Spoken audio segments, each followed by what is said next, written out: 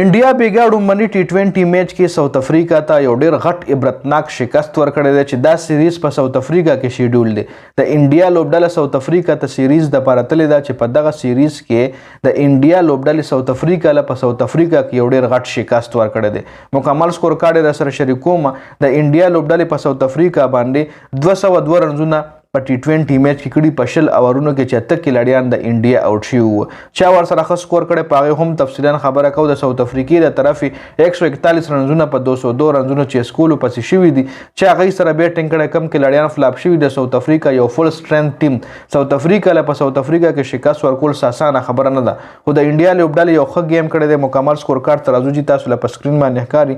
انډیا 202 رنزونه کړي دي چې پکې ورسره ټول نه ښه بیټینګ سنجو سیمسن کړی دی چې په 50 بالونو باندې یو اوور رنزونه کړي. زبردست بیټینګ د کړی دی چې لس چکې د په اننګز کې شامل دي او اوه چوکې. ابھیشیک شرما 60، سوریه کمار یادو 21 رنزونو باندې آوټ شوی. تلک ورما 33، هاردیک پانډیا 2، رینکو سنگ 11، اجر پټیل 7، ارشدیپ سنگ 5 او راوی بشنوی یو رنز کړی دی. جی صرف ښه سکور چې کوم دی هغه سنجو سیمسن ورسره کړی دی.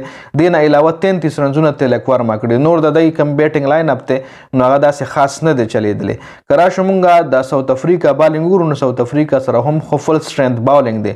مارکو جانسن ورسره 4 اوور کې 24 رنز ورکړي، یو وکټ یې ایستلی د. مارکرم یو اوور کړی 10 رنزونه ورکړي دي. مهراج 4 اوور 34 یو وکټه. کوډز 4 اوور 37 3 وکټ د پکې ښکلی بالینګ کړی دی.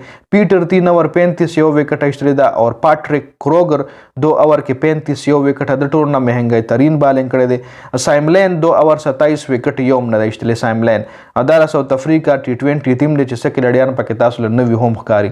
بیا ساوث افریقا بیټینګ کې 141 رنزونه کړي دي، 10 کھلاډیان آوټ او 13 اوور کې د لوبډله چې کوم دی کمپلیټلی 10 وړه کھلاډیان آوټ شوي دي. مارکرم کپتان 8 رنزونو باندې، ریکلټن 21 رنزونو باندې آوټ شوی دی. سټبس په 11 رنزونو، کلاسن په 25 رنزونو. دوی بیټینګ لاین اپ وګورئ، ښه مضبوط بیټینګ لاین اپ ته. ډیوډ میلر ورسره هم د 18 رنزونه جوړ کړي دي. پاټریک کروگر یو رنزونه جوړ کړي. مارکو جانسن 12 رنزونه، سایملین شپږ، کوډز 23، مهاراج 5 او پیټر چې کوم دی هغه هم 15 رنزونه کړي چې پیټر پکې نټ آوټ هم پاتې شوی دی.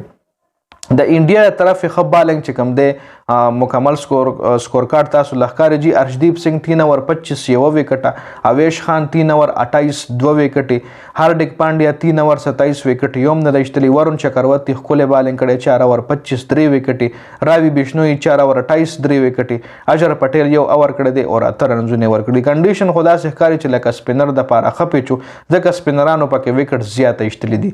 فاسټ بالران چې کوم دی ارشدیپ یو ایستلی دی او اویش خان 2 وکټ ایستلي د انډیا له طرفې. نو دا مکمل سکور کارډ چې دا میچ انډیا په 61 رنزونو باندې وګټلو. انډیا په 61 رنزونو باندې په لومړني टी20 میچ کې ساوث افریقا له په ساوث افریقا کې یو غټ شکست ورکړو. دا مکمل سکور کارډ ډېره زیاته مننه. والسلام.